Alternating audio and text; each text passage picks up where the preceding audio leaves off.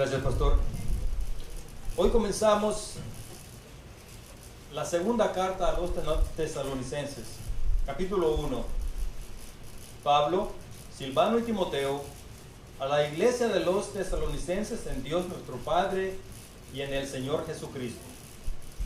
Gracia y paz a vosotros, de Dios nuestro Padre y del Señor Jesucristo.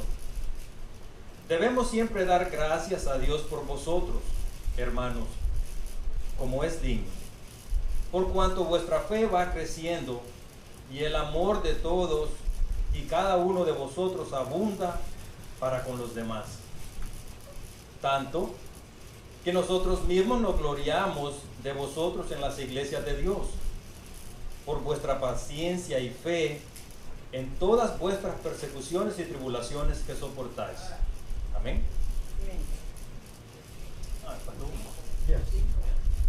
El más importante. Disculpe. Todo es demostración del justo juicio de Dios, para que seáis tenidos por dignos del reino de Dios, por el cual asimismo padecéis. Amén. Gracias, hermano. Thank you so much. Oremos, hermano. Padre, nos entregamos a ti en esta hora. Queremos escuchar de ti, tu voz. Queremos recibir tu palabra. Y gracias damos de que hoy podemos empezar este nuevo estudio y pedimos tu bendición sobre ello. Padre, también queremos recordar a nuestro hermano Conrado y a nuestra hermana Marta. Te pedimos, oh Dios, que tú levantes los ánimos de este siervo tuyo. Y Señor, si hay alguna causa orgánica por la forma que se está sintiendo, pedimos, oh Dios, que los médicos la puedan encontrar y puedan ayudarle, Señor, a rebasar eso. Oramos también por nuestra hermana Julia, pidiéndote alivio para sus muchos dolores y por su enfermedad, por su soledad, que sabemos que ella padece allí en el nursing home. Te pedimos, oh Dios, que tú seas con ella, con nuestra hermana Julieta también en el nursing home donde ella se encuentra en Orlando. Oramos por nuestra hermana Evelyn también, que está visitando a sus nietos en Orlando, y te pedimos que tú las traigas a nosotros de nuevo con bien. En el nombre de Cristo te pedimos todo esto. Amén. Amén. Amén. Tomen asiento, amados hermanos. La ciudad de Tesalónica, si usted puede verla aquí, un poquito borroso. Déjeme ver si la puedo ajustar un poquito. Bueno, muy bien. Bueno, fíjense la posición de la ciudad de Tesalónica. Estaba aquí, tenía un puerto marítimo muy activo, muy grande, y no solo eso, pero la ciudad contaba con una población de 250,000 habitantes. Así que era una ciudad grande, y acuérdense que en aquel entonces no fabricaban edificios como los que tenemos aquí en Miami de 30 pies de altura. Era una ciudad que se extendía 250 habitantes, y no solamente tenía ese puerto tan importante allí en el mar Ageo, sino que había una carretera que los romanos le habían fabricado y le llamaban la Vía Egnatia. La Vía Egnatia, que era una carretera comercial que tomaban desde aquí la gente para ir a Roma. Y desde luego de Roma también viajaban por toda Asia, y esa era la puerta de Asia, allí en la provincia de Macedonia. Ahora, esta carta que hoy comenzamos a estudiar, el apóstol Pablo la escribió unos pocos meses después que escribió la primera. Y es por eso que habían ciertas condiciones en la iglesia que todavía Pablo había tratado de instruir y corregir en su primer epístola, pero que continuaban, y es por eso que él vuelve a tratar algunos de esos asuntos en esta segunda carta. Ahora, no tenemos tiempo realmente esta mañana para leer este pasaje. Anótelo. Allí podemos ver el comienzo de la iglesia en Tesalónica, el gran alboroto que se formó allí, porque se convirtieron algunos judíos. Pablo estuvo predicando 3 semanas, 3 días de reposo, discutiendo con los judíos, declarando y exponiendo por medio de las escrituras que era necesario que Cristo padeciese y resucitase de los muertos, y que Jesús, a quien él anunciaba, era el Cristo. Algunos, fíjense, de esos judíos creyeron y se juntaron con Pablo y con Silas. Y de los griegos piadosos, esos eran griegos gentiles, que eran prosélitos, estaban yendo ya a la sinagoga. Algunos de ellos se convirtieron, gran número de ellos se convirtieron. Y noten, mujeres nobles, no pocas, muchas mujeres nobles se convirtieron. Ahora, aunque aquí el pasaje menciona que Pablo solamente estuvo en la sinagoga predicando por 3 días de reposo seguido, eso no significa que él no pasó más tiempo allí en Tesalónica. Es más, sabemos que él estuvo más tiempo allí, porque 2 veces la iglesia en Filipos le mandó ayuda al apóstol Pablo. Acuérdense que Pablo nunca recibía dinero, sostén, mientras que él estaba tratando de plantar una iglesia, sino que los hermanos después querían cooperar con el ministerio apostólico de Pablo, un ministerio misionero, evangelístico, y entonces le mandaban ayuda. Pablo recibió ayuda de los filipenses 2 veces, así que él estuvo mucho más tiempo allí. Ahora, la iglesia allí en Tesalónica, si nosotros fuéramos a juzgar a la iglesia en Tesalónica según las normas superficiales de hoy en día, esa iglesia tendría poco de qué elogiar. Sin embargo, el apóstol Pablo no hacía más que agradecerle a Dios por lo que él había hecho en estos hermanos, y elogiaba el progreso que estos hermanos estaban teniendo en la fe. Pero fíjense, la iglesia en Tesalónica no tenía un edificio donde la iglesia se podía reunir. No tenían edificio. Es más, el primer edificio más antiguo que se conoce data del siglo III. Eso significa que los primeros cristianos, o los primeros 300 años, no se dedicaron a fabricar edificios, sino que ellos se reunían en las casas, en cualquier espacio disponible. Ahora, yo no estoy diciendo que es malo fabricar un edificio, no es malo, y yo creo que esto estaba en los planes de Dios, que los cristianos en el desarrollo de la iglesia y la extensión de la iglesia, tarde o temprano iban a necesitar fabricar edificios, pero por los primeros 300 años no tenían edificios. La iglesia en Tesalónica no tenía programas lindos, no tenía artistas como nosotros tenemos, a la hermana Marlene y bueno, Elizabeth también. No tenía publicaciones, ni siquiera un boletín podían publicar. No era una iglesia grande o de gente rica. La mayoría de los primeros cristianos eran de clase social y económica baja. La congregación carecía también de influencia política y social. Más bien, ellos eran rechazados por la sociedad. La iglesia en Tesalónica, fíjense que en ninguna de las 2 epístolas se menciona el nombre de algún pastor. Ellos no tenían un pastor famoso, no tenían tampoco un apóstol allí que residía allí con ellos. No, el apóstol Pablo fue el único apóstol, yo creo, que ellos conocieron. No podían, otra cosa de esta iglesia es que ellos no podían ofrecer a los nuevos conversos un ambiente cómodo y agradable. No, lo único que les podían ofrecer es la misma persecución que ellos estaban teniendo que afrontar. Sin embargo, esta fue la iglesia que el apóstol Pablo elogió más y estaba agradecido a Dios por lo que Dios estaba haciendo en esa iglesia, mis amados. Por eso titulamos este estudio una iglesia modelo. Era la iglesia, la mejor iglesia. Entre todas las iglesias que Pablo había fundado, esta fue la mejor. Ahora, noten allí en los primeros versículos que de las 3 epístolas de Pablo, solo aquí, en las 2 epístolas a los tesalonicenses y también en la epístola a los filipenses y en una carta personal que Pablo escribió a Filemón, Pablo no tuvo que acertar ni defender su apostolado allí en Tesalónica ni tampoco en Filipos.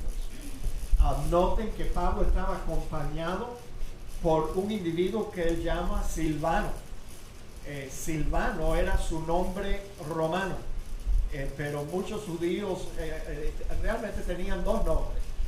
Su nombre romano y Silas era su nombre hebreo.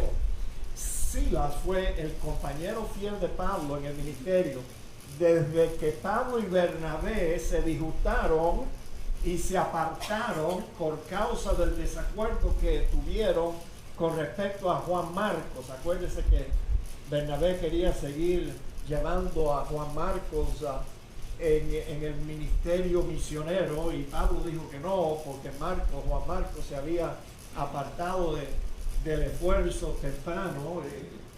Juan Marcos era el sobrino de Bernabé y bueno, este Silas comenzó a viajar con Pablo en sus viajes misioneros. Y lo más interesante que encontramos esta semana, que no nos habíamos dado cuenta antes, es que en el libro de los Hechos, en el capítulo 15, allí se menciona que Silas participó del concilio, el primer concilio de la iglesia cristiana allí en Jerusalén. Él era reconocido allí en Hechos capítulo 15 como un profeta. Escuche esto.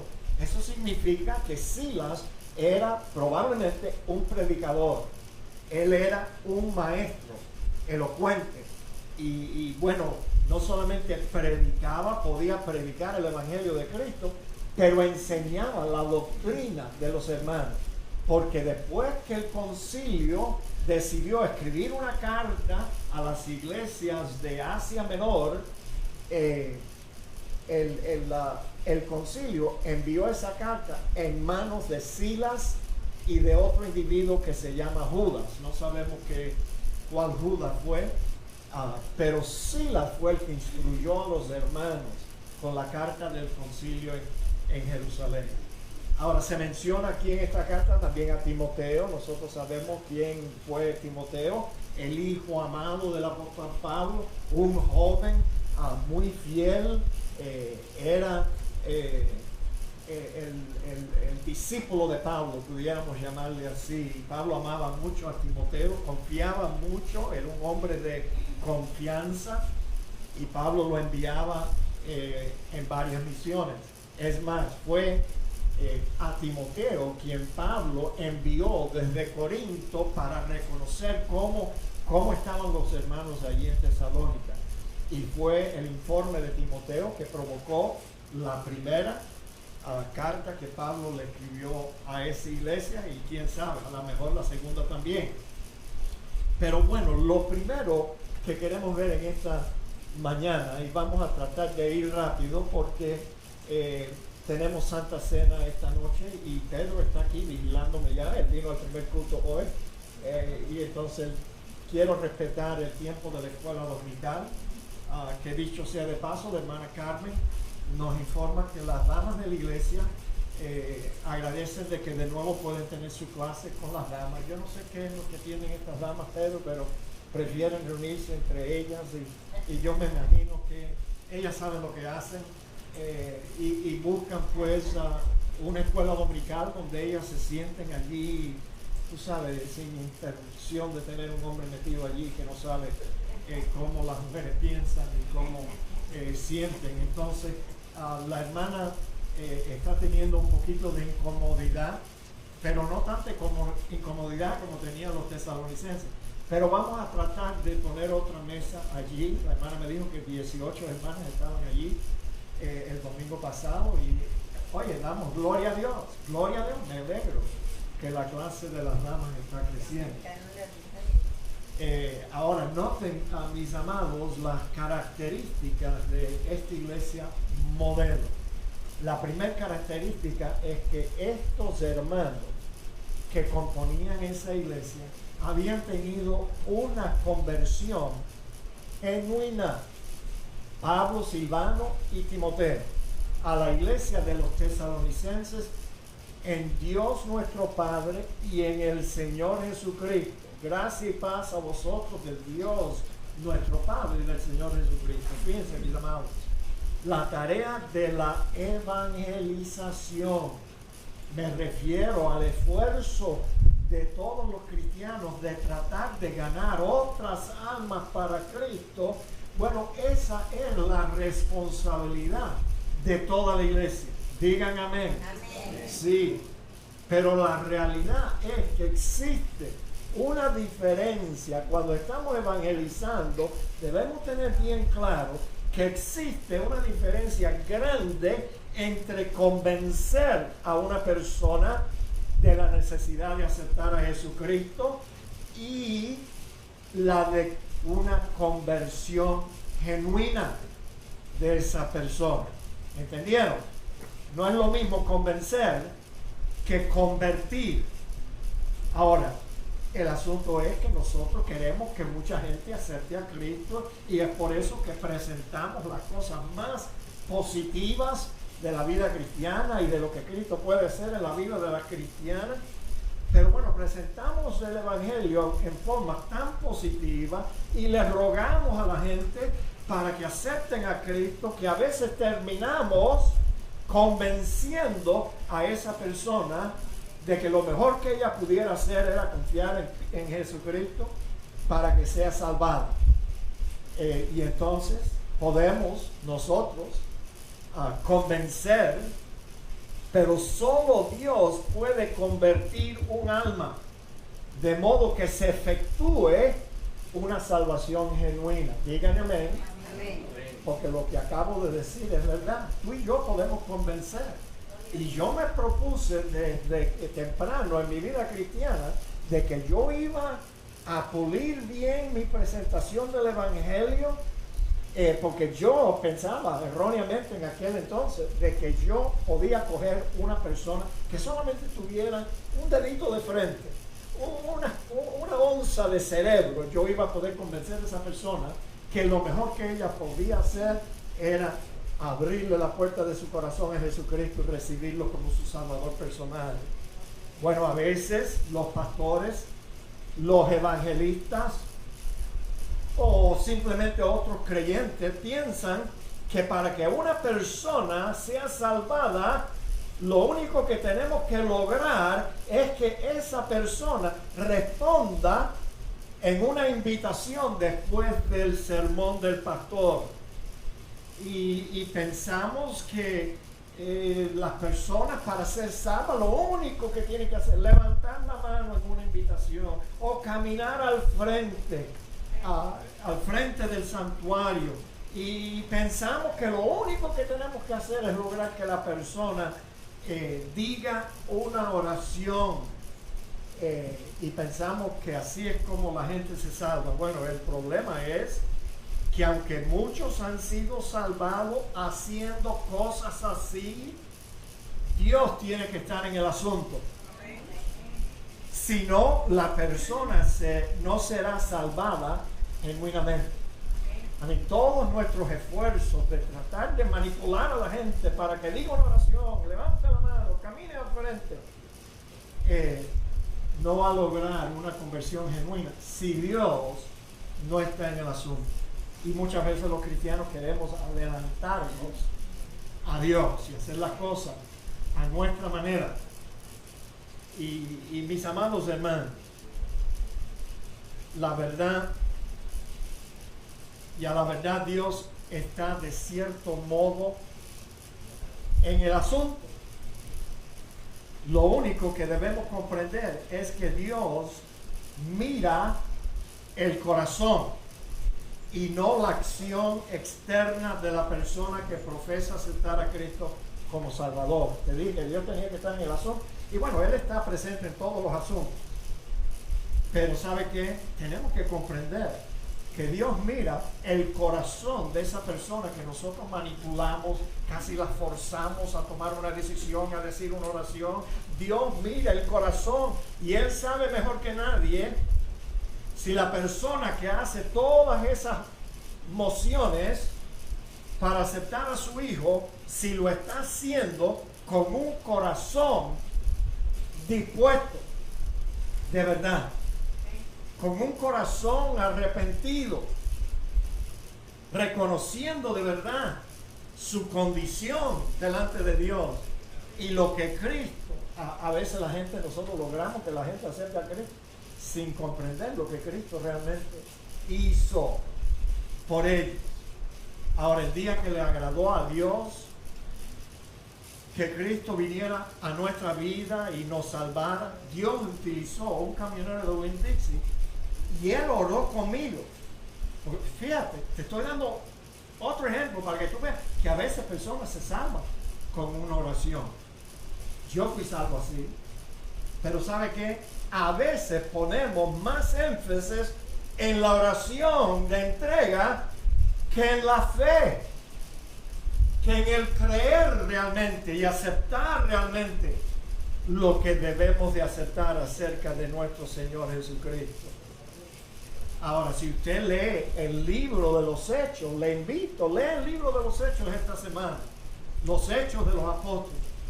Yo creo que nosotros nos sorprenderíamos de cómo gente solo oyeron y creyeron en Cristo y fueron salvados sin que nadie los manipule o los empujara a tomar una decisión. La gente en el libro de los Hechos eran salvos cuando oían el mensaje del Evangelio y lo creían, y así eran salvos. O sea, mis amados hermanos, los primeros cristianos no hacían invitaciones así, vengan al frente y reciba a Cristo. Predicaban el mensaje del Evangelio y esa buena palabra de Dios caía sobre los corazones dispuestos y la gente creía y eran salvos. Y después se bautizaban inmediatamente, dando así el testimonio de que ellos habían puesto fe en el Señor Jesucristo. Ahora, varias veces he visto, y probablemente usted lo ha visto también, ¿no? Esta cosa es horrible lo que se ve en las iglesias. Se ven a bien intencionados cristianos que invitan a alguien a la iglesia un domingo y durante la invitación lo agarran por el brazo, lo sacan de donde están sentados. Ven que yo te voy a llevar, yo te voy a acompañar para que aceptes a Cristo. Y los llevan al frente. Yo no quiero ir, le dice la señora. No, pero ven. Y lo sacan de la silla a la fuerza. Ahora, ¿qué error más grande está pensando esa persona? ¿Tú crees que alguien puede ser salvo a la fuerza cuando ni siquiera entiende? Pero ¿qué es lo que pasa? Bueno, cada vez que yo veo algo así, yo pienso que el creyente que empuja, agarra a la fuerza a su invitado para traerlo al frente, ese cristiano tiene más interés que otros hermanos lo vean llevando a alguien al frente que el interés de la persona que él empuja tiene para recibir a Cristo. Esa es la realidad. Ellos quieren ser vistos como los gran evangelistas que trajeron a alguien y los obligaron a aceptar a Cristo. Eso no funciona así, mis amados hermanos. Y todo el tiempo cuando Dios está viendo eso, tú sabes, yo me imagino que Dios estará pensando y diciendo, hijo, hija, eso no es así. Para de hacer eso. Nadie puede ser salvo a empujones. Bueno, mis amados, si alguna vez usted se ha preguntado, y yo sé que gente se han preguntado, porque me lo han preguntado a mí, cuando adquieren un poquito de confianza, que casi siempre les toma un tiempecito, tú sabes, porque la gente, alguna gente me tiene miedo. Yo No le voy a preguntar eso, pastor. No tenga miedo. Yo sé que yo hablo desde el púlpito aquí muchas veces, pero yo no muerdo. Pero hay personas que se han atrevido y me han preguntado, pastor, ¿y por qué usted no invita a la gente a venir al frente después de sus sermones para que acepten a Cristo? Bueno, hoy te voy a dar la respuesta. Nosotros no hacemos invitaciones emocionales y forzadas porque no creemos que sean necesarias. No son necesarias. Es más, a veces una invitación se convierte en un poquito de carnalidad. Porque hay personas que quieren ser vistos. Tú sabes, yo los he visto. Tú sabes que el pastor comienza una invitación invitando a la gente que quiera aceptar a Cristo. Y los manipula, les dice, levanta la mano y yo voy a orar por ti. Y después les dice, ahora tú que levantaste la mano, yo te vi, así que ahora ven al frente. Y la persona que levantó su mano, yo sé que estaba pidiendo oración nada más. No sabía que ahora van a tener que salir y venir al frente. Después de esa invitación para tratar de conseguir una cosecha de almas, esa mañana el pastor cambia la invitación y pide a los hermanos, bueno, si tú te has apartado del Señor y necesitas reconciliarte con Él, ven al frente. ¿Y tú no has visto cómo la gente viene al frente? Vienen. Y sí, que me llegó el mensaje hoy, pero yo no sé qué te pasa a ti. Tú sabes, se convierte en un show. Es por eso que nosotros decidimos no hacer eso. ¿Por qué le vamos a proveer a la gente una ocasión para la carne, para lucirse? Mejor no hacemos eso. Nosotros creemos que para ser salvos, lo único que tenemos que hacer es esto. Mira, Cristo lo dijo, de cierto os digo, el que oye mi palabra y crea al que me envió, tiene vida eterna y no vendrá condenación, mas ha pasado de muerte a vida. Lo único que la gente tiene que hacer es oír y responder con fe. That's it. No tiene que levantar la mano, ni el pie, ni nada de eso. Nada de eso. Mis amados. Creo que les he contado que al principio de mi vida cristiana, ya se los comencé a contar, convencimos a muchos, no a muchos, pero quizás a algunos, convencimos a aceptar a Cristo. Pero nos fuimos dando cuenta que no siempre la persona que nosotros habíamos convencido era convertida genuinamente.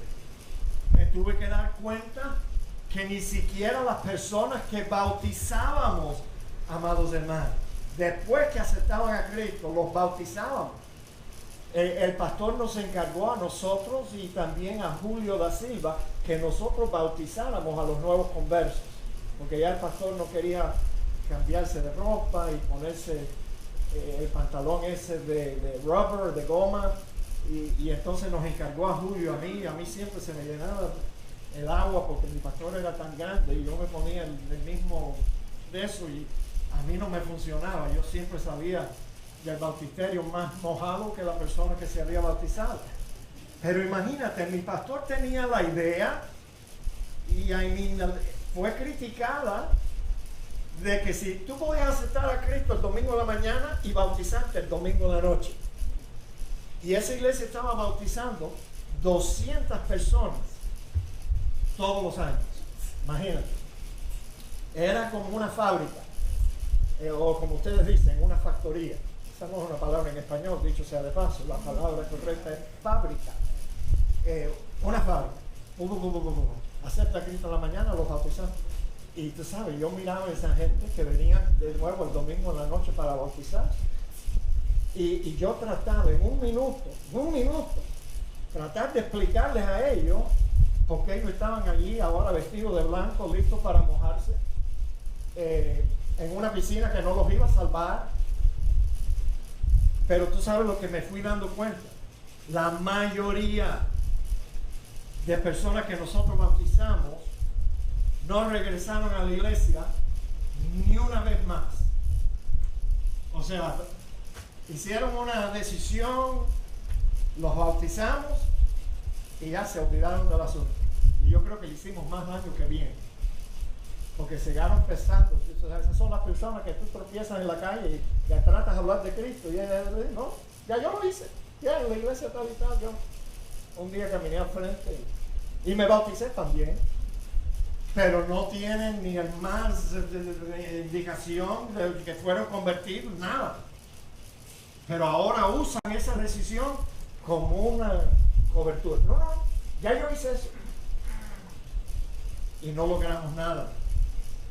Ahora, no es nuestra intención en esta mañana sofocar los deseos de nadie de compartir a Cristo con otros, sino que simplemente tenemos que reconocer lo mismo que el apóstol Pablo reconocía, que tiene que haber frutos de una conversión genuina antes de que empecemos a saltar de gozo y alegría cuando alguien acepta a Cristo con nosotros.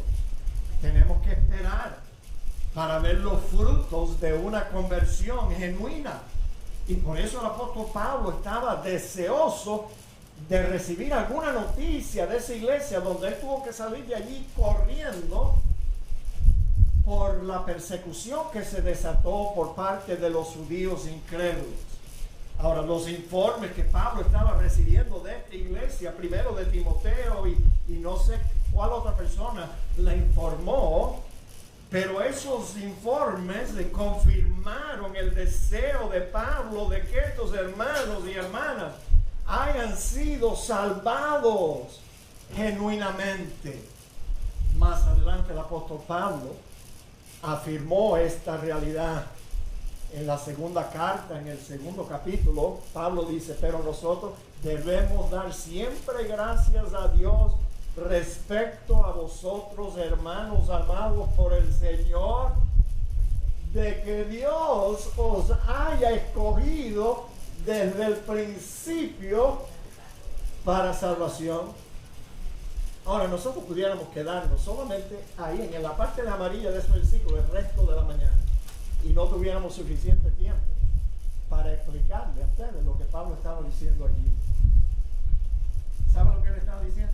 Cada vez que Pablo veía a una persona salva de verdad, salvada genuinamente por el mensaje del Evangelio y el poder de su Espíritu, Pablo veía a una persona que había sido elegida antes de la fundación del mundo por Dios para recibir esa misma salvación. O sea, el apóstol Pablo no creía que el creyente se salva por su libre albedrío. Libre albedrío, eso era una mala palabra en el vocabulario de Pablo. No es el libre albedrío. Es una iniciativa de Dios, es una opción de Dios que Él elige y predestina a todos los que van a ser salvos. Eso es así. Y mis amados hermanos, es nuestra opinión de que hasta que un cristiano no entienda que Dios es soberano en todas las cosas, ese cristiano no va a poder vivir una vida normal y exitosa, sino una vida cristiana distorsionada. La libre albedrío lo único que hace es crear a un creyente orgulloso. Tú sabes, que se da palmadas en el pecho y dice, yo fui salvo porque yo acepté a Cristo. Tú sabes, y está tomando crédito por algo que Dios hizo en su vida. Ahora, también debo de añadir que esta elección, jóvenes, listen up, esta elección de Dios no se traspasa automáticamente de padre a hijo. No es así, señores. Dios es soberano. Y Dios es el que salva. Y Dios es el que elige. Y déjame añadir otra expresión más en cubano. Dios salva a quien a Él le da la gana.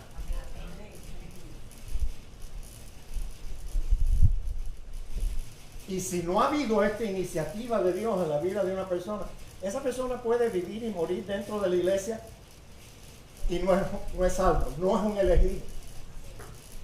Señores, debemos de comprender que Dios es soberano. Ahora, el deseo más grande que tiene un padre cristiano, es ver todos sus hijos salvos. y que todos sus hijos sean elegidos por Dios para esa salvación. No queremos que nuestros hijos se pierdan o se aparten.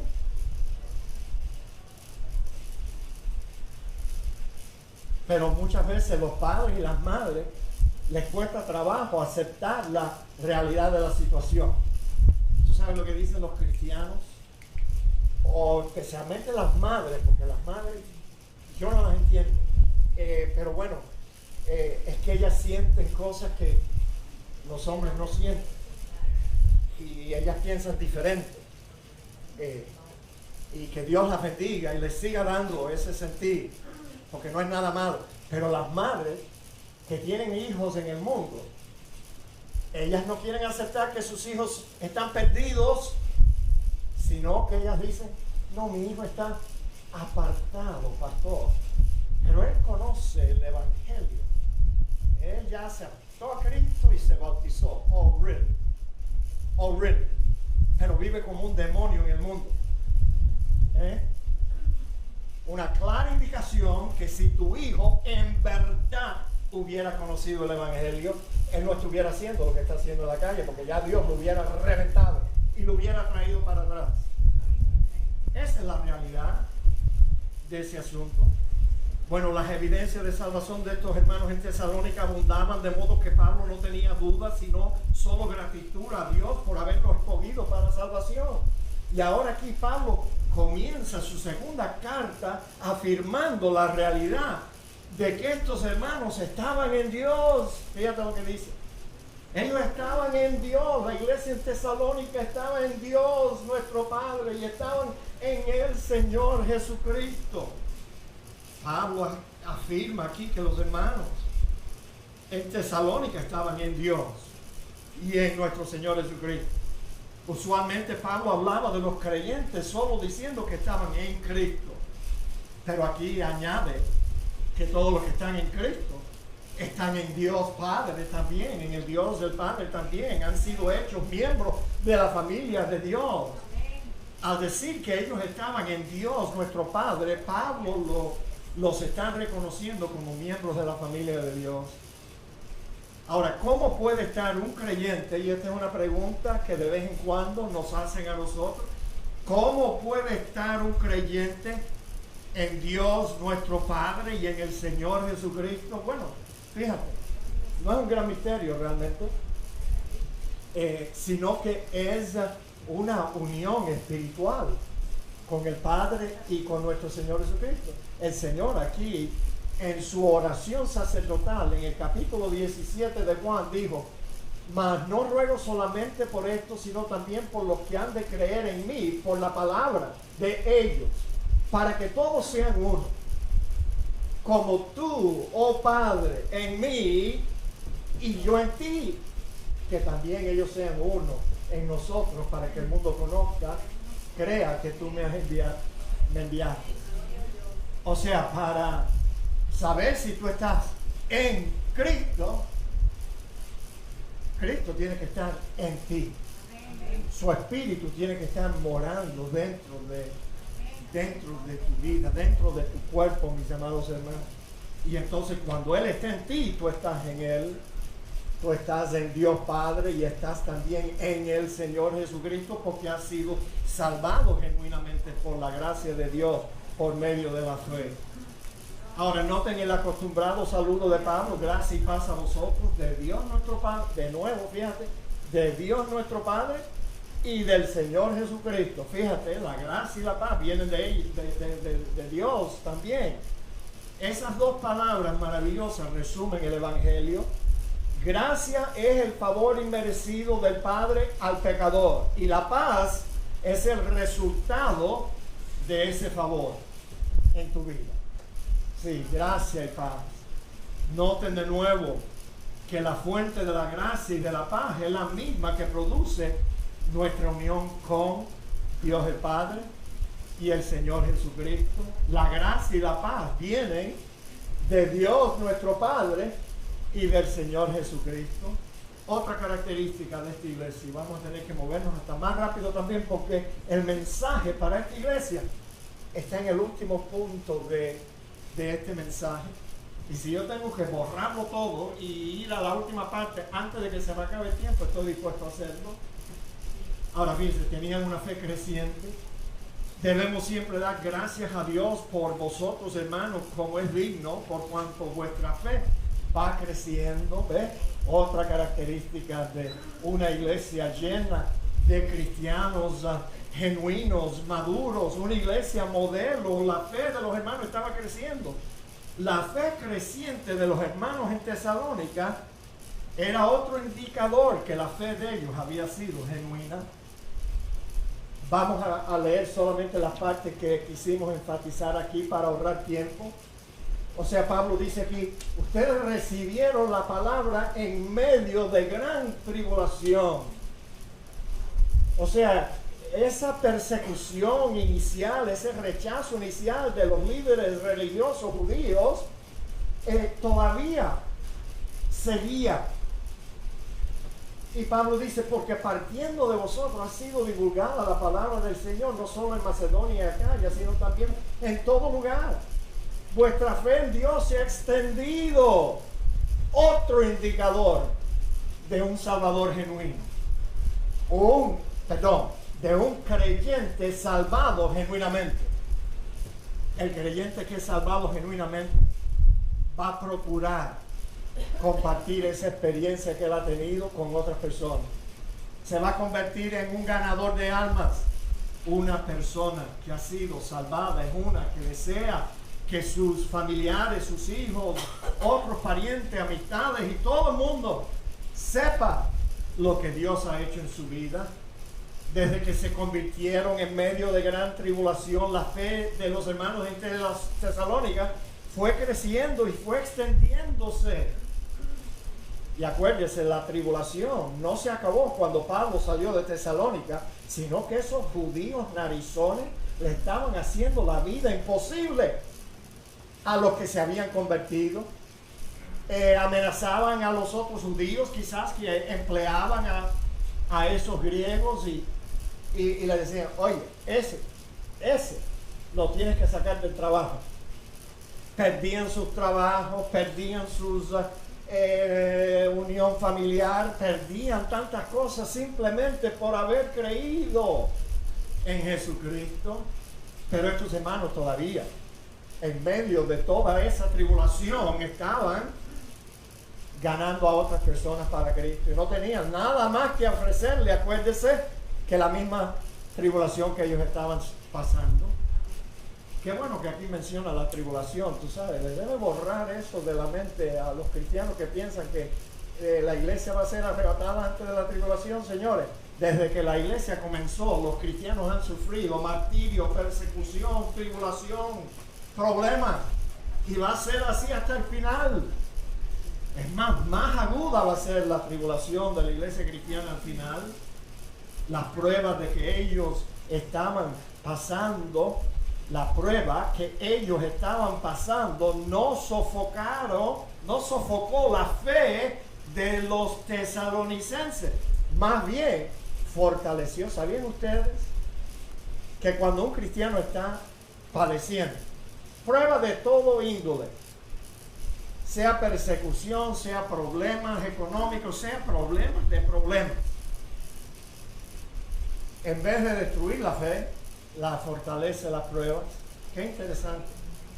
Fíjate aquí, Pedro les dijo a sus lectores, en lo cual vosotros alegráis, alégrense que están pasando lo que están pasando, aunque ahora por un poco de tiempo, si es necesario, tengáis que ser afligidos en diversas pruebas, para que sometida a prueba vuestra fe, mucho más preciosa que el oro, el cual aunque perecedero se prueba con fuego, sea hallada en alabanza, gloria y honra cuando sea manifestado Jesucristo. Que vengan las pruebas. Entonces, el Salmo 119, versículos 67, 71 y 75, allí el salmista escribió: antes que fuera yo humillado, descarriado andaba, mas ahora guardo tu palabra. Y tú sabes, cada vez que se salva una persona, ¿tú sabes lo que sucede? Dios salva a una persona orgullosa. Digan amén. Entonces Dios nos tiene que humillar. Nos tiene que bajar la cabeza del cielo, tú sabes. Nos tiene que humillar para que nosotros comprendamos lo que Dios ha hecho y está haciendo en nuestra vida. Bueno me es haber sido humillado para que aprenda tus estatutos, para que yo aprenda cómo vivir esta vida cristiana. Qué bueno. Conozco, Jehová, que tus juicios son justos y que conforme a tu fidelidad me afligiste. ¿Qué cosa? Así no hablan los cristianos hoy en día. No. No. Los cristianos quieren que Dios me quite la prueba, me quite la aflicción, me libere de esto y me libere de lo otro. Porque yo quiero vivir una vida cristiana confortable. No quiero hacer ningún cambio en mi vida. Después de todo, yo no era tan malo cuando el Señor me encontró. Y el orgullo sigue en personas que piensan así. Pero mis amados, la realidad es que los problemas, la angustia, el dolor, el sufrimiento llevan a quienes tienen fe a una dependencia mayor del Señor, y esto incrementa su conocimiento de Él, lo cual a su vez incrementa la capacidad de confiar en Él. Es por eso que Santiago dice, hermanos míos, Santiago dijo, tened por sumo gozo cuando os halléis en diversas pruebas, sabiendo que la prueba de vuestra fe produce paciencia. Mantenga su paciencia, su obra completa, para que seas perfecto y cabal, sin que os falte cosa alguna. Ahora, otra indicación de que estos hermanos eran una iglesia digna de elogiar, eran dignos, tú sabes, de ser considerados como una iglesia modelo, es que el amor de todos y cada uno de ellos abundaba para con los demás.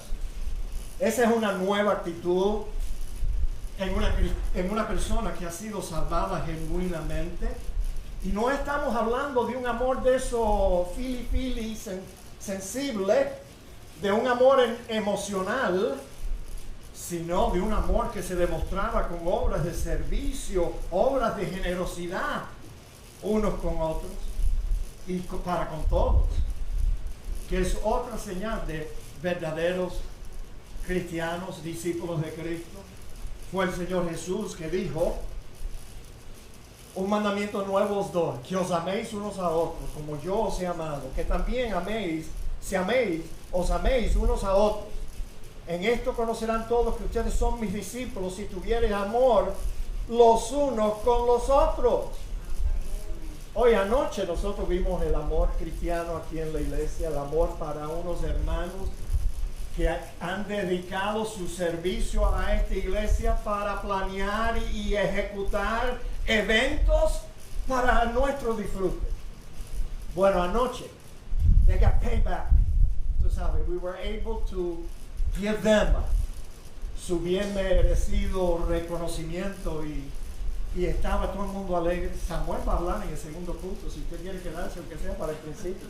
Porque él dijo, pastor, yo no estaba esperando nada de él, yo sabía que ustedes nos amaban tanto. Ay, yo quiero escuchar eso.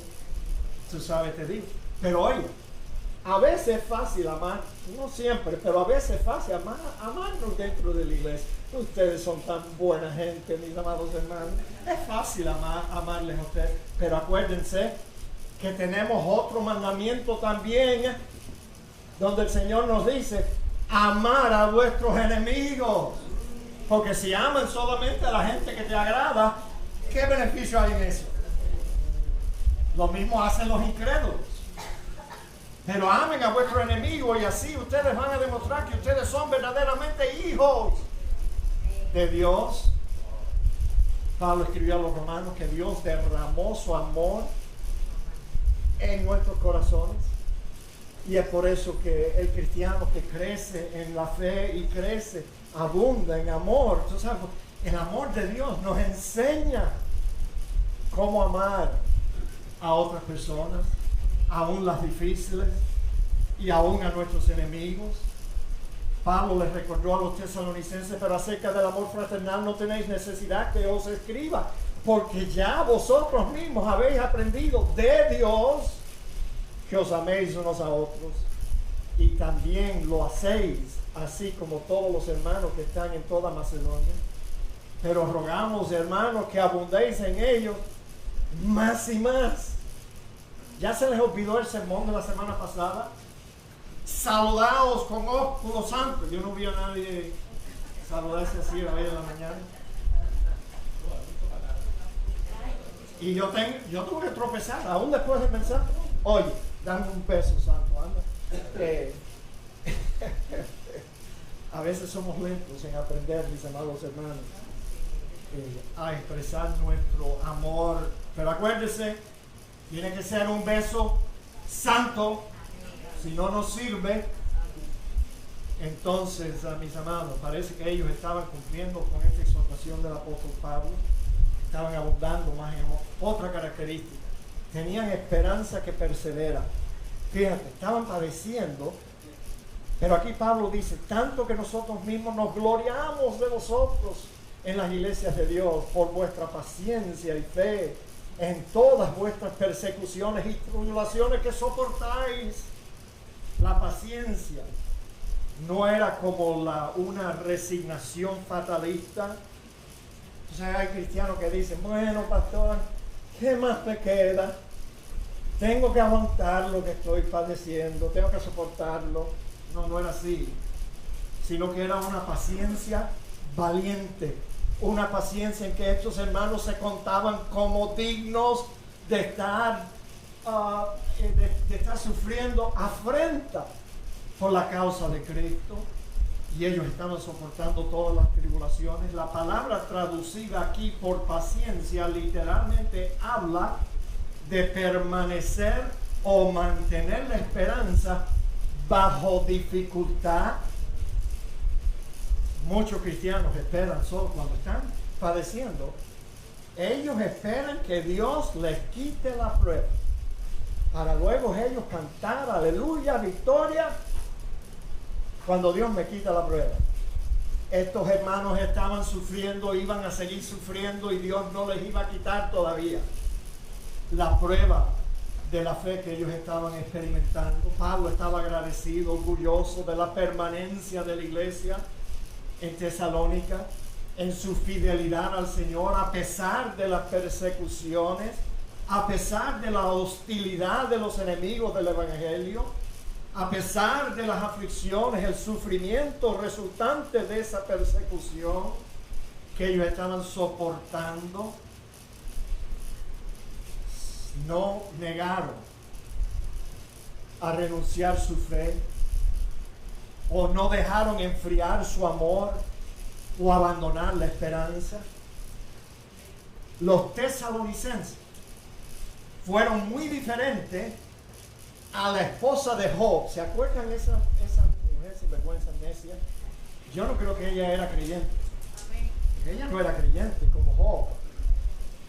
Tú sabes que solo esperaba. Oye, hay tantos cristianos así, oye, como la esposa de Job, que solo esperan recibir de Dios lo bueno, pero lo malo no. Oh, no a mí. No a mí, porque yo tengo mucha fe que Dios me va a librar de esta prueba, que Dios me va a sanar, y que Dios va a hacer esto, y que Dios me va a dar el milagro. But not me. No me puede tratar a mí así. Y de nuevo, mis amados hermanos, el globo se sigue inflando. Se sigue inflando. El orgullo es lo que está creciendo en personas que piensan así. No la fe y el amor y la esperanza, sino el orgullo. Bueno, con esto, la parte buena. Llegamos, Pedro. Fíjate, Pablo les dice, lo que ustedes están padeciendo, escuche bien, abra los ojitos y los oídos. Lo que ustedes están padeciendo es demostración del justo juicio de Dios, para que seáis tenidos por dignos del reino de Dios, por el cual asimismo padecéis. Ahora imagínense por un instante. Si yo le dijera a una hermana, a un hermano en esta iglesia que viene a nosotros a contarnos, pastor, el problema, usted no da desgracia que ha sucedido en mi hogar, pastor, si usted supiera, pastor, y que yo le dijera a una persona así, bueno, ¿sabe qué? Yo pienso que ese es el justo juicio de Dios, que te está disciplinando, que te está castigando, lo que tú estás padeciendo te lo mereces. Imagínate si yo le digo eso a las personas que vienen a mí con problemas. Alonso, oye, el próximo domingo estuvieran en otra iglesia que les promete libertad, les promete milagro, les promete alivio, les promete que no, que Dios no quiere que tú sufras, no te quedas en esa estúpida iglesia bautista, ven para acá que nosotros te vamos a ministrar liberación. Eso es lo que harían algunos aquí. Pero pensar que cuando Dios me salvó, yo tenía muchos pecados en mi vida, muchas actitudes equivocadas, demasiado orgullo en mi vida, y que Dios ahora a través de los problemas me está juzgando,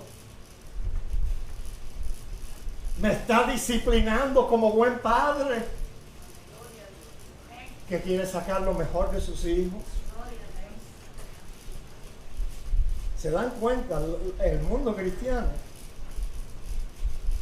está viviendo una ilusión, like a mirage, que no es verdad. Nunca se dan cuenta. Bueno, quizás Dios me está castigando. ¿Y sabe qué? Yo me lo merezco. Porque todos los juicios de Dios, aprendimos esta semana en el libro del Apocalipsis, todos los juicios de Dios son justos y verdaderos. Él nunca castiga o disciplina a alguien equivocadamente. Entonces, mis amados hermanos, ¿qué les parece? ¿Pudieran ustedes pensar? Yo espero que sí. Y yo también.